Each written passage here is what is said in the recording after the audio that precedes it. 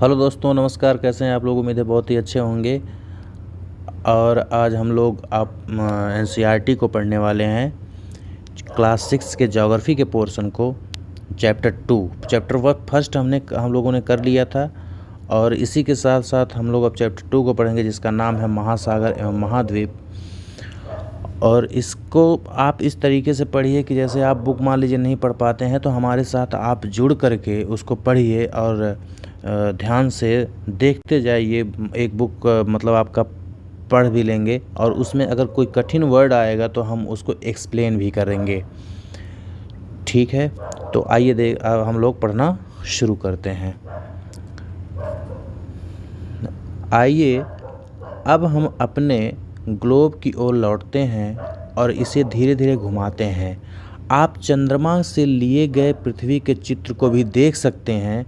आपको सबसे अधिक कौन सा रंग दिखाई देता है? निश्चित ही आपको नीला रंग दिखाई देता होगा, परंतु यह क्या दर्शाता है? ठीक है, आपने उत्तर का अनुमान लगा लिया होगा, जल।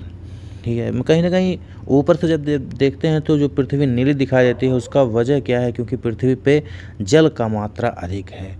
इसका अर्थ है कि पृथ्वी अधिकांश सतह जल से घिरी हुई है। वास्तव में पृथ्वी का 3/4 भाग जल से घिरा हुआ है। इसी कारण अंतरिक्ष से देखने पर पृथ्वी नीली दिखाई देती है। इसीलिए आरंभिक अंतरिक्ष यात्रियों ने पृथ्वी को स्नेहपूर्वक नीला ग्रह कह करके पुकारा।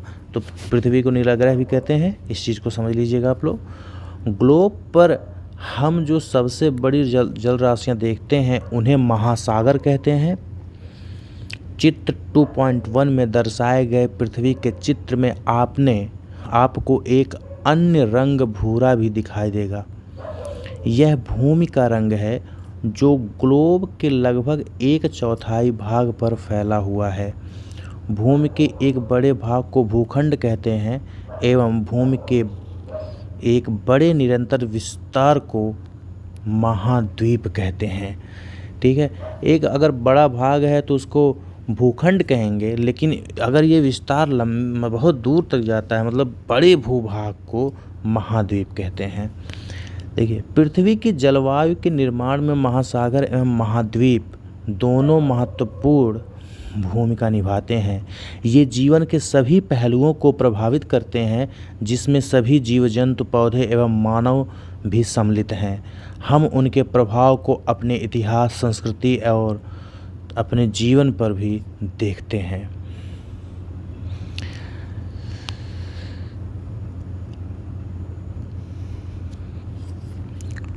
अब देखते हैं, पहला है पृथ्वी पर जल एवं भूमि का वितरण।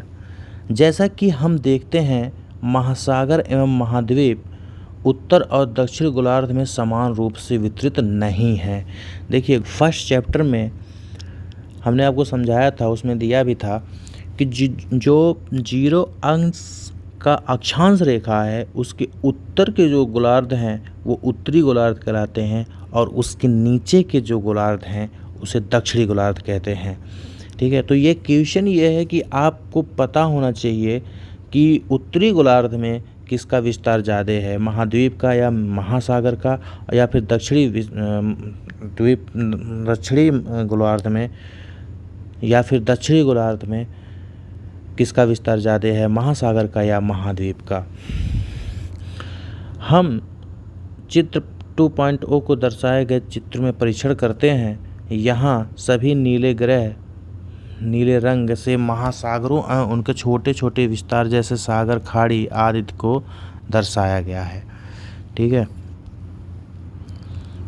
जैसे ये है, ये आपके देखिए महाद्वीप हैं, जो ये है ये सब आपके क्या हैं, महाद्वीप हैं। जिस पे लाल टिक लगा हुआ सब महाद्वीप हैं। कहीं ना कहीं ये अंटार्कटिका है, तो ये आपका अफ्रीका है, ये दक्षिण अमेरिका है, ये ऑस्ट्रेलिया है। ठीक है, इसी तरीके से ये आपका यूरेशिया है, फिर यहाँ पे देखिए अफ्रीका है, और ये नॉर्थ अमेरिका है। तो ये आपके कुल मिला के 7 महाद्वीप यहाँ पे दर्शाए गए हैं, और जितने भी यहाँ पे नीले पार्ट हैं वो है ये वाला जो पार्ट है, ये सब, ठीक है, ये आपका महासागर है।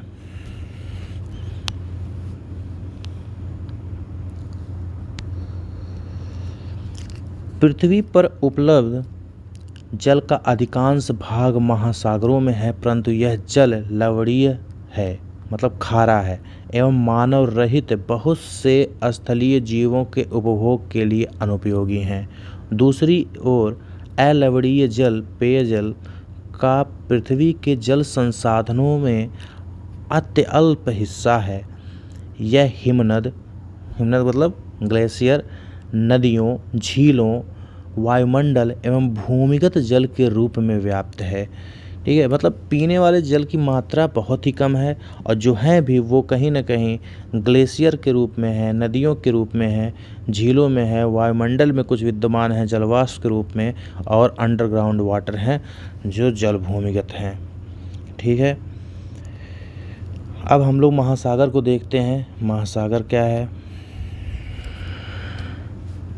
देखिए पृष्ठ 32 पर दिए गए चित्र 2.3 में विश्व के मानचित्र में हम 5 महासागरों प्रशांत महासागर, अटलांटिक महासागर, हिंद महासागर, आर्कटिक महासागर एवं दक्षिणी अथवा अंटार्कटिक महासागर को देखते हैं। ठीक है, हमने यहाँ 5 महासागरों के नाम बताए हैं। जैसा कि मानचित्र से स्पष्ट है कि ये वास्तव में अलग अलग नहीं हैं। महासागरों का यह सीमांकन प्रचलन से अधिक कुछ नहीं है, क्योंकि प्रकृति जगत ऐसी किन्हीं भी सीमाओं का पालन नहीं करता है। उदाहरणतः समुद्री जल विभिन्न महासागरों में बहता रहता है, जो विविधतापूर्ण समुद्री जीवन को समृद्ध करने में सहायक है। ये चीज़ आप लोग ध्यान रखिएगा, प्रकृति में सच में कोई बंटवारा नहीं होता। ये मानव लोग अपने हिसाब से स्टडी के लिए या फिर पॉलिटिकल रहन सहन, सामाजिक परिवर्तन या फिर जलवायु परिवर्तन के हिसाब से उसको बांटते हैं। ठीक है, नहीं तो प्रकृति ने पूरे महासागर को एक बनाया है, और आप देखेंगे कि महासागर का सारा जल एक दूसरे से मिलता रहता है। अगर आप देखो इस चित्र में अगर आप ध्यान से देखिए तो इसमें भले ही आपको दिखता होगा कि ये प्रशांत महासागर है, ये अटलांटिक महासागर है, ये हिंद महासागर, ये आर्कटिक महासागर है, ये प्रशांत महासागर है, जो कि ये पीछे से मिलता है, दोनों एक ही हैं, मतलब ये और ये दोनों एक ही हैं। ठीक है, लेकिन ये यहाँ पे है दक्षिण महासागर। लेकिन अगर देखा जाए प्रकृति ने क्या किया है, प्रकृति ने यार सबको एक बनाया है। ठीक है, तो इसमें कोई बंटवारा नहीं किया गया है।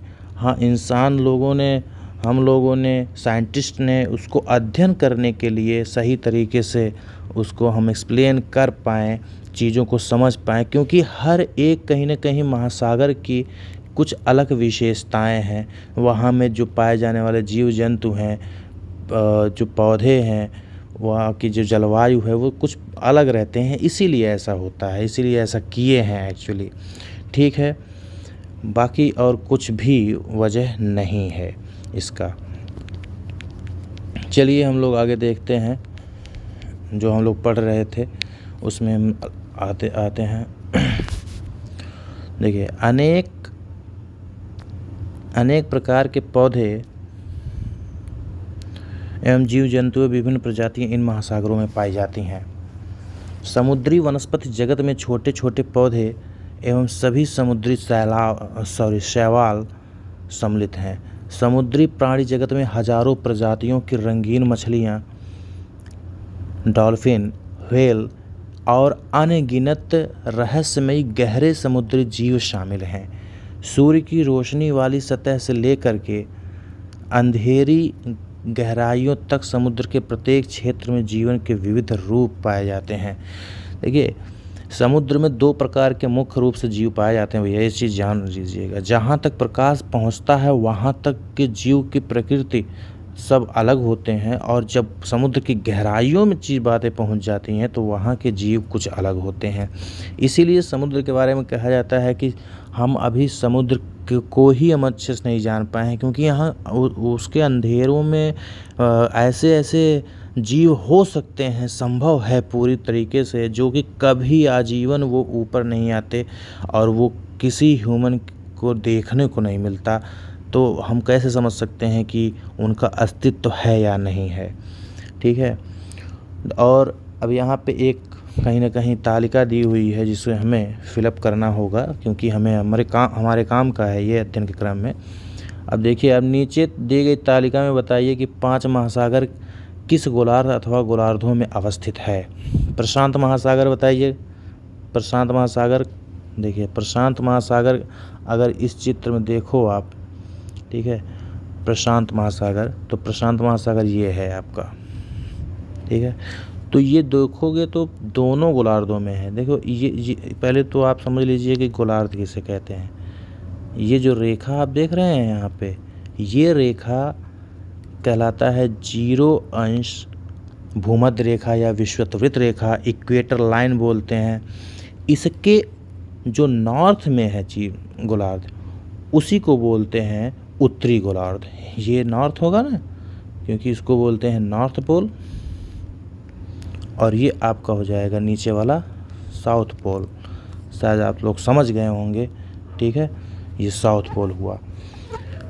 और इसीलिए ये वाला पार्ट जो है वो उत्तरी गोलार्ध, और ये वाला पार्ट जो है वो दक्षिणी गोलार्ध कहलाता है।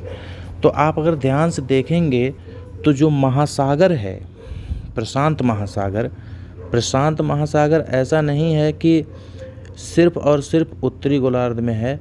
ये उत्तरी गोलार्ध और दक्षिणी गोलार्ध दोनों में अवस्थित है। ध्यान से अगर आप देखें तो ये आपको देखने को मिल जाएगा, प्रशांत महासागर दोनों गोलार्धों में अवस्थित है। ठीक है, तो हम कहीं ना कहीं इसको दोनों गोलार्धों में टिक कर लगा देंगे। ये दोनों गोलार्ध में है। अटलांटिक महासागर देखिए कहाँ है। अटलांटिक महासागर, ये देखो आपका अटलांटिक महासागर है भैया।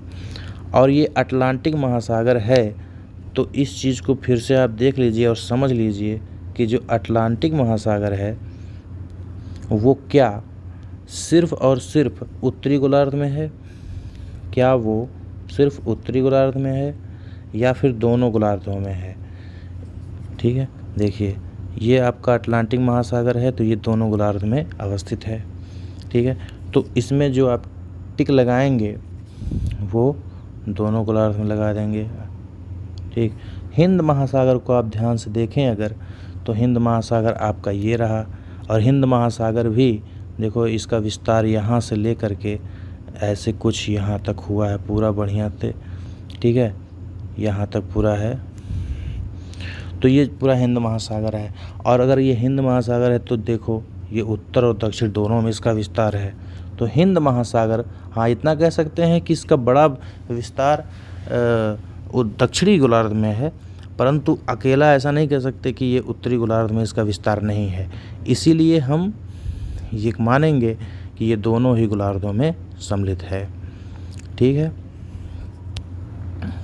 ये दोनों ही गोलार्धों में सम्मिलित है। इसको हम लोग टिक लगा लेते हैं, इसको हम लोग टिक लगा लेते हैं। अब आपका दक्षिणी महासागर है। दक्षिणी महासागर को ध्यान से देखेंगे अगर आप, तो ये रहा आपका दक्षिणी महासागर। और दक्षिणी महासागर पूर्ण रूप से जो है सिर्फ और सिर्फ दक्षिणी गोलार्ध में ही है। पूर्ण रूप से दक्षिणी महासागर दक्षिणी गोलार्ध में ही है, उत्तरी गोलार्ध में नहीं है। आर्कटिक महासागर पूर्ण रूप से उत्तर में है। ठीक है, इसको आप चाहो तो यहाँ देख सकते हो, ये रहा आपका आर्कटिक महासागर, और ये पूर्ण रूप से जो है उत्तरी गोलार्ध में है। ठीक, अब हम लोग आगे चलते हैं। मानचित्र में देखने पर यह स्पष्ट हो जाता है कि प्रशांत महासागर सबसे बड़ा है, दूसरा सबसे बड़ा महासागर अटलांटिक है, हिंद महासागर तीसरे स्थान पर है, जबकि दक्षिणी महासागर चौथे स्थान पर है। सबसे छोटा महासागर आर्कटिक है। ठीक है, इस क्रम को आप लोग ज़रूर याद रखिएगा। सबसे बड़ा जो है प्रशांत महासागर, दूसरे नंबर पे जो है अटलांटिक है, तीसरे नंबर पे आपका दक्षिणी महासागर है, सॉरी हिंद महासागर है, और चौथे नंबर पे दक्षिणी महासागर, और पांचवा सबसे छोटा जो है वो आर्कटिक महासागर है। ये चीज़ आप लोग भूलिएगा मत, ठीक है। चलिए इसको भी ध्यान रखिएगा, एक छोटा सा पॉइंट है, इसको हम लोग ज़रूर ध्यान रखेंगे क्योंकि हमारे काम की है। जैसा महासागरों के मानचित्र से स्पष्ट है कि हिंद महासागर का विस्तार उत्तर में है, उत्तर में एशिया, पश्चिम में यूरोप, पूर्व में ऑस्ट्रेलिया और दक्षिण में दक्षिणी महासागर तक है, ठीक है। तो हिंद महासागर का विस्तार आप लोग ज़रूर याद रखिएगा कि इसका विस्तार उत्तर में एशिया तक, पश्चिम में अफ्रीका तक और पूर्व में ऑस्ट्रेलिया तक और दक्षिण में दक्षिणी महासागर तक है। दूसरा पॉइंट भी आप लोग ध्यान रखिएगा क्योंकि बहुत ही इम्पोर्टेंट टाइप का है। भारत के दोनों ओर हिंद महासागर के दो भाग दिखाई देते हैं, ठीक है। पश्चिम में अरब सागर और पूर्व में बंगाल की खाड़ी। इसको आप चाहो तो यहाँ समझ सकते हैं, जो ये वाला पार्ट है ये, ठीक है, ये है बंगाल की खाड़ी और ये है अरब सागर, ये वाला पार्ट, ठीक है। आगे आने वाले मैप में उसको भी दिखा देते हैं। देखिए ये रहा आपका बंगाल की खाड़ी और ये है आपका अरब सागर, ठीक है। ये आप समझ लीजिएगा अच्छे से। बाकी आगे चलते हैं। अगला हेडिंग है महासागर और आपदाएं। इस अध्याय के आरंभ में दिए गए पृथ्वी के चित्र को फिर से देखिए। पृथ्वी के चित्र को आप लोग देखना क्या है, आप लोग तो जानते ही हैं। आपने ध्यान दिया होगा कि पूरी पृथ्वी पर कुछ सफ़ेद आकृतियां दिखाई देती हैं, ठीक है। क्या आप अनुमान लगा सकते हैं कि वे क्या हैं? वे बादलों के विशाल समूह हैं, ठीक है। ये बादल महाद्वीपों में वर्षा लाते हैं। उदाहरण के लिए भारत में हर गर्मियों में होने वाली मानसूनी वर्षा महासागरों से उत्पन्न होती है। इस वर्षा के अभाव में हमारी कृषि और पूरा जीवन अस्त व्यस्त हो जाएगा। महासागर तूफानों को भी जन्म देते हैं। अत्यधिक वर्षा वाली विध्वंसक घटनाएं अथवा अति प्रचंड हवाएं जैसे चक्रवात विश्व के तटीय क्षेत्रों में दूर दूर तक क्षति पहुंचाते हैं, ठीक है। मतलब चक्रवात जो उठते हैं वो भी कहीं ना कहीं महासागरों से उठते हैं क्योंकि नमी वहीं से मिल रहा है, और जो वर्षा होना स्टार्ट होता है वही महासागरों से ही होना शुरू होता है क्योंकि जो बादल बनते हैं वो सबसे बड़े मात्रा में महासागरों से बनते हैं। क्योंकि सूर्य के ताप अत्यधिक जब पड़ते हैं महासागर पे तो वहाँ से कहीं ना कहीं वाष्पीकरण सबसे अधिक होता है और इसकी वजह से बादल ज़्यादा बनते हैं। फिर वही बादल जो है वो हवा के प्रवाह में आकर के महाद्वीप के अन्य भागों पर भी वर्षा करवाते हैं, ठीक है। एक अन्य प्राकृतिक आपदा सुनामी भी समुद्र से उत्पन्न होती है। यह विशाल और शक्तिशाली तरंगें होती हैं जो महासागर के तल में तीव्र भूकंप अथवा ज्वालामुखी फटने के कारण आती है। सुनामी हजारों किलोमीटर तक जाकर तटीय क्षेत्रों को डुबा सकती है जिसमें व्यापक स्तर पर हानि होती है। देखिए हम इसी के रिगार्डिंग जो है हम क्लास भी ले रहे हैं। आपका जो अलग से बिल्कुल डिटेल में कॉन्सेप्ट को क्लियर करने के लिए हम ज्योग्राफी का क्लास भी ले रहे हैं। मतलब जैसे एक एक क्रम से हम भैया हर सब्जेक्ट को करवाएंगे और आप लोग अगर हमारे साथ बने रहेंगे तो बेहतर रिस्पांस मिलेगा। इतना वादा है आपसे। आपका पूरा बेस, चाहे आप किसी भी एग्ज़ाम की प्रिपरेशन कर रहे हों या फिर करने के बारे में सोच रहे हों, ठीक है, तो उसके लिए बहुत ही अच्छा प्लेटफॉर्म हो जाएगा और आपका हमारे साथ जुड़ना आपके लिए बहुत ही बेहतर होगा साबित, ठीक है। आप चाहोगे तो ज्योग्राफी की जो चीज़ें हैं, कुछ कॉन्सेप्ट अगर आपको यहाँ से नहीं समझ में आता है तो उसको ज्योग्राफी का हमारे जो वीडियोज़ हैं छोटे छोटे उसको आप देख लीजिएगा। जैसे यहाँ पे जो कह रहा है कि भूकंप और ज्वालामुखी के फटने के कारण सुनामी आती है, तो वो आपको बताया जाएगा कि ये जियोमॉर्फोलॉजी का हिस्सा है। फिजिकल ज्योग्राफी में जियोमॉर्फोलॉजी का हिस्सा है और जब प्लेट का संचलन होता है तो उसमें अपसारी और समांतर प्लेट संचलन होता है जिसकी वजह से ये भूकंप आते हैं। और भूकंप सिर्फ भूकंप नहीं आता, ज्वालामुखी घटनाएं भी होती हैं जिसकी वजह से बहुत सी चीज़ें परिवर्तन होता है, ठीक है। यहाँ आप ध्यान रखने वाली कुछ बातें हैं, उसको ध्यान रखिएगा। 26 दिसंबर 2004 के दिन हिंद महासागर के आसपास भारत और अन्य 13 देशों में प्रचंड सुनामी के से प्रभावित हुए। यह सुनामी इंडोनेशिया में आए भूकंप के कारण आई थी। यह आपदा में 2 लाख से अधिक लोग इस आपदा में 2 लाख से अधिक लोगों की जान गई। भारत में अंडमान निकोबार द्वीप समूह, ठीक है, तमिलनाडु, केरल और तटीय क्षेत्र इससे भीषण रूप से प्रभावित हुए और जान माल की अत्यधिक क्षति हुई। ठीक है, इस प्रकार की सुनामी कभी कभी आती है, किंतु यह अत्यंत विध्वंसकारी होती है। हालांकि तट से टकराने से पहले इसका अनुमान लगाया जा सकता है। बहुत से देश इस प्रकार की पूर्व चेतावनी प्रणाली हेतु मिलजुल कर काम कर रहे हैं।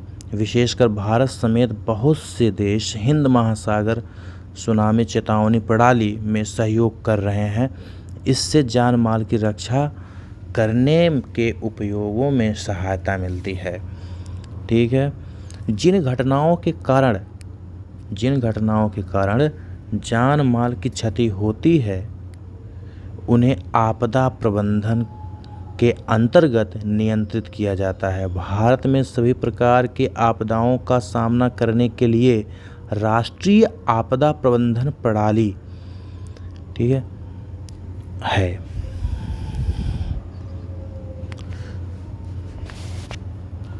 चलिए, महाद्वीप क्या होते हैं उसके बारे में थोड़ा अध्ययन कर लेते हैं। चैप्टर हमारा फिनिश होने वाला है।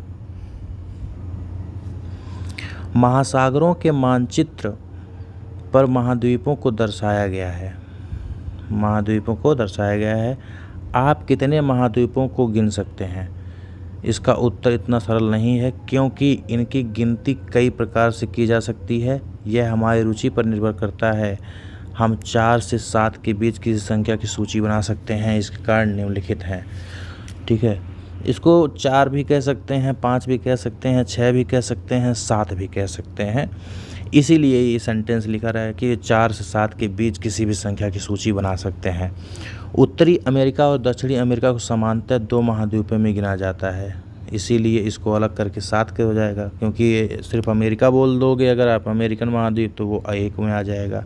परंतु यदि देखा जाए तो यह एक ही भूखंड है, इन्हें एक ही समझा जा सकता है। वही चीज़ है। यूरोप और एशिया को सामान्यतः 2 महाद्वीप माना जाता है।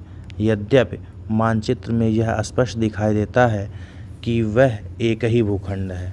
ठीक है, ये भी वही बात है। ऐतिहासिक और सांस्कृतिक कारणों से यूरोप का विकास एशिया के विकास से बहुत भिन्न प्रकार से हुआ है। इसीलिए, ठीक है, देखिए ऐतिहासिक कारण हुआ ना यहाँ पे कहीं ना कहीं अलग करने का, बस यही सब है मानव का काम। इन्हें 2 महाद्वीप के रूप में देखा जाता है। हालांकि भूगर्भ शास्त्र सामान्यतः इन्हें एक ही महाद्वीप मानते हैं, जिसे यूरेशिया कहा जाता है। ठीक है, तालिका अफ्रीका और यूरेशिया सामान्यतः 2 महाद्वीप समझा जाता है और कभी कभी एक भी समझा जाता है। तो इसे हम 4 से लेकर 6 तक कर सकते हैं, 7 तक कर सकते हैं महाद्वीपों को। यहाँ काउंटिंग अगर आप 4 महाद्वीप करेंगे तो इसको आप इस तरीके से पढ़ेंगे। अफ्रीका, यूरेशिया एक गिना जाएगा और अमेरिका, दोनों अमेरिका एक गिने जाएंगे। अंटार्कटिका और ऑस्ट्रेलिया फिर अलग अलग हो जाएंगे, 4 हो जाएगा। 5 महाद्वीप जब आप कहेंगे तो उसमें आप जो अफ्रीका है उसको अलग करिए और अमेरिका को अलग करिए, फिर अंटार्कटिका है, ऑस्ट्रेलिया और यूरेशिया है। 6 महाद्वीप में आपको क्या करना है, दोनों अमेरिका को अलग कर देना है। ठीक है, अफ्रीका, अंटार्कटिका, ऑस्ट्रेलिया, यूरेशिया, उत्तरी अमेरिका, दक्षिणी अमेरिका। 7 महाद्वीप तब हो जाएगा जब आप यूरेशिया से यूरोप को अलग कर दो, एशिया को अलग कर दोगे तो 7 महाद्वीप हो जाएंगे। तो वर्तमान में सर्वमान्य यही है भैया कि 7 महाद्वीप हैं, लेकिन यूरेशिया को अगर एक साथ गिनेंगे तो 6 ही रह जाएंगे। ठीक है, व्यवहारिक रूप से 7 महाद्वीपों की अंतिम सूची को ही व्यापक रूप से अपनाया और प्रयोग में लाया गया। ध्यान रखें, आपने ओलंपिक खेलों के प्रतीकों में से एक प्रतीक ओलंपिक के 5 छल्लों को अवश्य देखा होगा। ये छल्ले विश्व भर के खिलाड़ियों को एकत्र होने के प्रतीक हैं। इन छल्लों को 5 बसे हुए महाद्वीप अफ्रीका, अमेरिका, एशिया, ऑस्ट्रेलिया और यूरोप का प्रतिनिधित्व करने के लिए चुना गया था। ठीक है, आइए पृष्ठ 36 पर दिए गए आरेख को देखें और 7 महाद्वीपीय सूची पर आधारित है। इनके वास्तविक आकार को नहीं अपितु सापेक्ष आधार को दर्शाता है। मतलब जो कहीं ना कहीं ये चित्र है वो उसके आकार को दर्शाते हैं। जैसे जितने ब्लॉक जिसमें ज़्यादा हैं उतने ही वो समझ लो कि बड़े हैं। तब देखोगे एशिया में जो ब्लॉक्स हैं सबसे अधिक हैं। ठीक है, अब उसके सेकंड नंबर पे आप देखो तो अफ्रीका का ब्लॉक है। फिर आपका अगर देखें तो ये उत्तरी अमेरिका के ब्लॉक्स हैं, है ना, क्योंकि इसमें देखो 4 चौका 16 17 हुआ और यहाँ 3 छक्का 18 इसमें है, दक्षिणी अमेरिका का है। तो ब्लॉक्स को आप काउंटिंग कर लीजिएगा, उसके हिसाब से आप जान लीजिएगा, सबसे आसान है। ठीक है, चलिए एक छोटा सा हेडिंग है उसको भी देख लेते हैं। द्वीप क्या है भैया? द्वीप, यदि आपने इस अध्याय के आरंभ में दिए गए मानचित्रों को ध्यानपूर्वक से देखा हो तो आपने पाया होगा कि महाद्वीपों में संपूर्ण भूखंड सम्मिलित नहीं है। यदि भूमि के कुछ छोटे छोटे भाग टूट गए हैं। चारों ओर जल से घिरे हुए भूखंड को द्वीप कहा जाता है। महाद्वीप भी चारों ओर से जल से घिरा होता है, किंतु आकार में बड़े होने के कारण उन्हें द्वीप नहीं कहा जाता। इस ग्रह पर विभिन्न आकार के लाखों द्वीप हैं, बहुत से द्वीप हैं भैया। ठीक है, अब यहाँ पे कुछ फैक्ट्स हैं, उसको आप लोग याद रखिएगा। देखिए, विश्व का सबसे बड़ा द्वीप ग्रीनलैंड है। ग्लोब अथवा मानचित्र पर उसे ढूंढिए। ठीक है, उसके आकार को समझने के लिए आपको भारत के सबसे बड़े 10 राज्य के क्षेत्रफल को जोड़ना होगा। भारत में 1300 से अधिक द्वीप हैं। इसमें मुख्य रूप से 2 द्वीप समूह हैं, बंगाल की खाड़ी में स्थित अंडमान निकोबार द्वीप समूह और अरब सागर में लक्षद्वीप समूह। 1981 में भारतीय अंटार्कटिक कार्यक्रम के अंतर्गत अंटार्कटिक में अन्वेषण किया जा रहा है। ठीक है, अंटार्कटिक ऐसा महाद्वीप है जहाँ की जलवायु बहुत अधिक ठंडी और कठोर है। 1983 में भारत में अंटार्कटिक में दक्षिण गंगोत्री नामक पहला वैज्ञानिक बेस स्टेशन स्थापित किया था। बाद में 2 और बेस स्टेशन स्थापित किए गए। इस सुदूर प्रदेश में भारतीय वैज्ञानिकों के लगभग 40 दलों ने विशेष रूप से जलवायु और पर्यावरण विकास पर शोध कार्य किए। वैज्ञानिकों के रहने के लिए यहाँ बने आवास पर पुस्तकालय और यहाँ तक कि डाकघर भी है। अब आते हैं महासागर और जीवन पर। महासागर और महाद्वीप पर्यावरण के अत्यावश्यक भाग हैं। भले ही हम ध्यान ना दें, पर हमारे जीवन के अधिकांश पक्षों को प्रभावित करते हैं। हमने उल्लेख किया है कि महासागरों से महाद्वीपों पर वर्षा होता है।